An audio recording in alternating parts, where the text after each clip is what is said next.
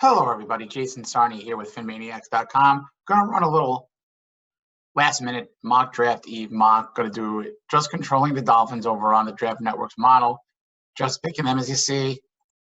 Going to really see what happens. A lot of news out there with the Dolphins maybe skipping on taking Tua if he's available, going Andrew Thomas, maybe holding on back for Jordan Love, which I agree with in theory in terms of holding on to Jordan Love. But if you're going to take a pass on Tua, I don't know that he will be around. I think a team may trade up for him, but if the Dolphins are looking at Tua at 5, I do think they will take him or trade back. They're not going to take a player over Tua unless it's a massive positional player like an Isaiah Simmons. I mean, that's the only player, maybe Derek Brown, I could see player being taken over Tua, or else you trade back, you see what you could do. But let's see what this model does.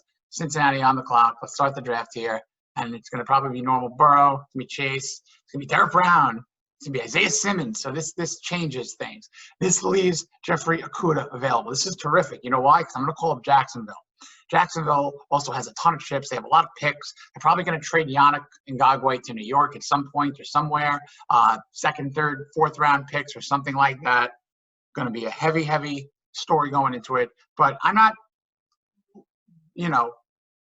giving myself not an opportunity to create more picks for myself. So there's teams who can want the number one cornerback in the draft. And I don't think that's the Dolphins' area of concern, being that they have two of the top corners in Xavier Howard and Byron Jones. So what I'm going to do is I'm going to call up, let's just say, who needs a cornerback of mass desperation? I would say the Jaguars. And you know what? To move back to the 9, give you the 5. What else can we get? Let's get the 20th. To ask for a second is a little bit too much. Let's just ask for the 3rd. Would you pick up a 1st and a 3rd to move back just a couple of slots and still potentially get Tua or Love or someone else? Let's see if they accept this trade. They don't. You know why? Because it's a little bit too much maybe. Take the 3rd out. Let's get a 4th. Maybe a pair of them. They got enough anyway. Let's see if they do that. No. I'll take 1/4 away. This is the bargaining process. All right. They don't want that, so forget the Jaguars. But there's just too much value here to at least not take another chance. Do any other teams maybe want to get the best cornerback? Maybe the Raiders do. So you know what? Let's pause the draft here. Looking at the Raiders, they got the 12 and the 19. So let's make a trade. Call the Raiders. They're ready to deal. Let's see. They got the 12. Let's move back to the 12. Let's see what happens. That's a total order. It's definitely a total order. But they got those pair of 80s. They got the whole 3 round. You need more picks. This could be a really intriguing scenario. But you know what? Let's try that. Get those 2/3. You know what? I'll give up the 70th for that. Let's see if they do that. They didn't. Let's take away that 70th away. I mean, look, I'm throwing darts here. You try. No. Would you do a trade where you get the 1st and 1/3? If not, we'll maybe make a pick here. Time runs out. Would they give you the whole 1st round? Whole 3rd round? Nope. Maybe the Dolphins, that's what they're doing. Maybe they have to make the 2 pick. So this is what you should do. But then you got Okudah there. You could get trade value. Just call the Browns, maybe.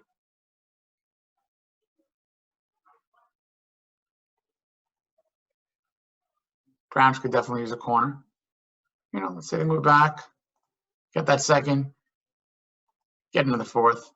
Just move back a couple spots. See if they bite. Look at that. They did. So let's see what happens here. Queen, worse. This is ridiculous. All right. As you're seeing here, this is a little bit of an outrageous model. So what you should do here is look around for another trade partner, because tell you the truth, every quarterback is on the board. What if you move backwards a little bit here, but you really can't play with too much fire because you already picked up a couple of picks, and you might be in a really nice situation to do some fun things, and I'm going to show you what. You want Tua? Does everyone want to be happy? Sure. Get Tua at 10. Henry Ruggs goes. Okuda goes, CJ Henderson goes. Now you really get a situation where you might have to go get your Jedrick Wills for the blind side, or you have Andrew Thomas sitting there. I don't think you're at risk with losing both of them, so you don't have to make a trade. You let this go. DeAndre Swift goes, Andrew Thomas goes, Cleavon Chasen goes, and look, lo and behold, this is why you don't have to make any silly trades, because things might happen. And then here we go with anything crazy. That's an awesome pick. That makes sense. That makes sense. All of these picks make sense. Now the Patriots are going to go. What do? Makes sense. All of these make complete sense. So now if you want Tua, you have Wills. You got the right side protected. You got Tua to kind of sit. You have either Josh Jones now. You have Isaiah Wilson, but you need someone who's really strong on either the left side. You need either a center. And then you look at the picks that you have. You have 41 and 39 because you accumulated them in that Browns trade, and you still got Tua. So what I want to do right here is I want to do something that's called get your guy. No matter what, get your guy. So between 26 and 39, who could be available? What positions could be available? Could a potential all-pro for a decade center/guard be available? I don't know. So I'm taking Ruiz, and I'm making sure that Tua, whenever he's ready, has a tank in front of him. Bad word. Sorry about that. So now I'm just letting things go. I'm letting the board play because I have two terrific picks coming up, and I think they're playing exactly to what I want. And lo and behold, they do. I'm an extremely happy person right now because you have Antoine Winfield. That's a no-brainer pick. Take a little bit of a breather. Ironically, this model still has Jordan Love up there. The Patriots passed on Jordan Love and went Justin Herbert. Very odd here, but this is a bonus pick. An absolute bonus pick. I like a running back later on. I know we can get a wide receiver later on. I know we can get a defensive end later on. Do you have an opportunity to solidify that offensive line? What do the Dolphins have? The Dolphins have Tua, a right tackle, a guard. You need a left tackle. Who's the best left tackle available? You have Ezra Cleveland. You have Austin Jackson. Who do you prefer here? Your next pick is 56. Does any other position entice you right now? Maybe a Ross Blaylock if you want to solidify that nose, but there are other players later. Christian Berry can play either guard, center. That can be a very intriguing pick too. You know what, though? I think the value here could be at the best remaining left tackle. There are others. I don't really see many other positions other than KJ Hamler, who would be fantastic. And to tell you the truth, he is that good, or I think the Dolphins could even make that pick if they have a bonus pick situation. So for argument's sake, let's say he's the exact guy that they want. Mini O.J. McDuffie, KJ Hamler.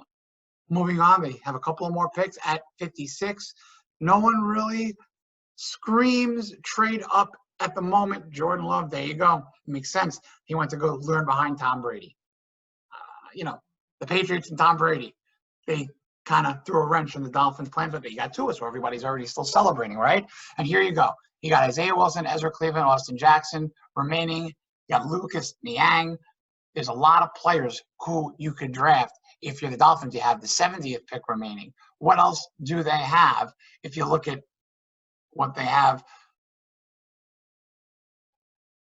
They have a second, a third, a fourth, fifth, sixth, seventh. So those 2 fourths and a third are very valuable to play around with day 3. If you want to move back, if you want to use it, that 5th round situation is terrific for them. And right now, if you're thinking about what you want to do, you can solidify that offensive line at the moment. Or you can maybe call on a couple of teams to see if they want to go up and get their guy, maybe accumulate a couple more picks. Looking around to see if there's any teams that have a lot of nice picks. You do have those Raiders. But there are good players on the board. I'm going to go with Austin Jackson. Big-time player in terms of size. He can line up on a special team field goal block or something. He's done it before. And let's look at the way the board plays out. I think right now, pick 70 is a great time for an excellent running back in Cam Akers. Now, watch what you're going to do here. Before I make this pick, I need to get somebody on the phone. I need to get the Jaguars on the phone because I know they have a lot of picks. They're going to do business. The Chargers don't really know what they're up to. I'm going to show you what I'm going to do here. I'm going to call up the Jaguars. I'm going to, knowing that I'm going to pick with my 70th, I want the 73rd, and I'm going to give them the 4th round, or even better, give them the 115th, give them a 5th, and give them a 6th. Let's see if they bite on this. I'm just curious. They do. Now let's watch what we can do here. Right now, I'm going to pick Cam Akers. What do the Chargers do? Hunt. And now, at 73, this might be a reach. I'm going to tell you it might be a reach, but I don't care. I'm getting the guy that I want, and that's Alex Highsmith. And Alex Highsmith is going to be a player. If you pause the draft, let's look at how many picks you already have at 73. 1, 2, 3, 4, 5, 6, 7, 8 in the top 75. How many picks do you have left? 1, 2, 3, 4, 5, 6. Robbing Peter to pay Paul in this draft. So just keeping it going. Dolphins have some time. If you're going to target some other positions right now, again, you want to look at what the Dolphins did. The Dolphins have their runner. They have a solid offensive line already all across the board. They got runner, wide receiver, strong safety, pass rusher. So now you have to look for a guy you need in the slot as a receiver, but you have that in KJ Hamler, so you don't need the James Prochet that I originally would say would be a good late pick. So you could look for depth all over the place. You could look for guards. There's a million things you could do. If you want to trade up, if you see any talented name up on the board, you could certainly do that. And right now, if you're looking at the board, anybody here that strikes any interest? Yes, there is. I'm going to pause it right there because the Dolphins also need a tight end. They can easily get a tight end to pair with Mike Gesicki. And let's see how many tight ends are available. You got Josiah DeGuara. It's the 4th round. Terrific tight end. Chaney O'Grady, Harrison Bryant. I got to be honest with you. I love Harrison Bryant here. And I think he's a steal of a pick. He's not going to be here. But what I'm going to do is I'm going to look to see what my next pick is. 154th, 141st. Do not have to make a trade because one of these guys will be hopefully available. So let's keep it going.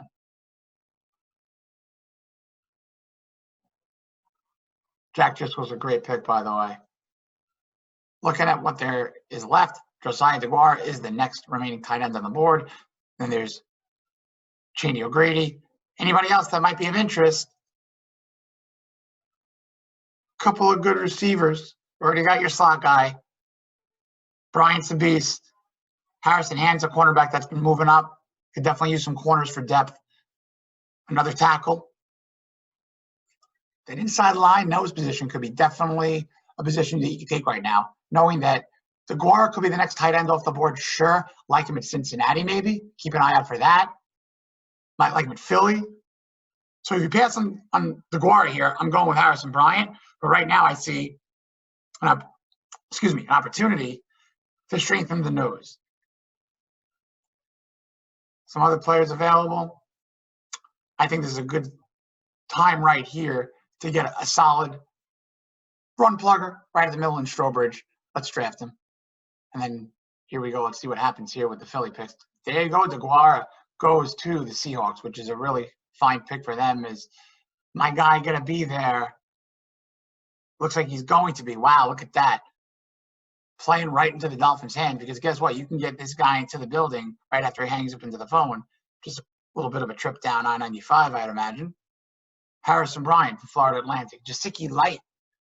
Really the same idea. And let's just pause it, see what we got. Just about to start round 5, really. Got into it. Got Tua, got Wills, you got Ruiz, you got Winfield, you got Hamler, you got Jackson, you got Akers, you got Highsmith, you got Strobridge, you got Bryant. I don't know if you say no to this. So you keep on going. You keep on going here. The Dolphins have 173. We're going to start having more fun. Because you know what? If you already got Hamler, I'm still going to go get him. I'm still going to go get my guy Prochet. Why not? Weapons all over the place. You got 2 guys in Devontae and Preston Williams can go on the outside. Imagine 2 ridiculous seam threats, ridiculous slot threats in Hamler and in Prochet. And now you're looking with the next remaining picks. what the Dolphins have. Just a couple of seventh rounders, 3 of them to be exact. And you know what? You're sitting back. You're happy. You have Tua, you have Wills, you have Ruiz, you got Winfield Jr., KJ Hamler, Austin Jackson, Cam Akers, Alex Highsmith, Jason Strobridge, Harrison Bryant, James Prochet. And you got 3 more picks. And those are coming up very soon. Looking at the board remaining, I want to see what cornerbacks are available just for some depth. I also want to see what safeties are available. I got a guy that I can't wait to draft. If he's available, he is. And he's going to be my first pick in the 7th round because he's a good kid and he is a protege out in Cal of a former Cal defensive back coach, Gerald Alexander. He now coaches the Dolphins. Make his Saturday a good Saturday. Hawkins, safety. Pair him with Winfield. 2 years, 3 years. Wow. Could these two be a great match together? And now I want to look for a little bit more offensive tackle, maybe guard help. Just get a couple of big bodies in there. Some interior line help. Got 2 more picks left. I would have taken Shackelford, to tell you the truth. He went to the Packers. If you're looking down here, you know what? Evan Kizgarski, good player from Buffalo. I went there. Let's get him down south for some good weather. You know what? One more player, if there happens to be a need, I did not cover is either linebacker or corner. Looking around, you got A.J. Green, who I'm going to take in the 7th. And that's it. That's your draft. So I'm happy to explain anything if you have any questions, but we're going to make sure we save this draft. We're going to do it under mock Eve. And that's basically it, everyone. So I hope you enjoy your draft watching experience. And if you take a look here at the final picks, that's what we got here. Tua, Wills, Ruiz, Winfield, Hamler, Austin, Akers, Highsmith, Strobridge, Bryant, Prochet, Hawkins, Evan, Kizarski, and A.J. Green. So that's basically all there is to it. Looking forward to watching the draft with everybody on the Facebook group for the Miami Dolphins fan page. And let's hope that this is the draft that changes everything, everyone. Good luck. Can't wait to see it. Take care.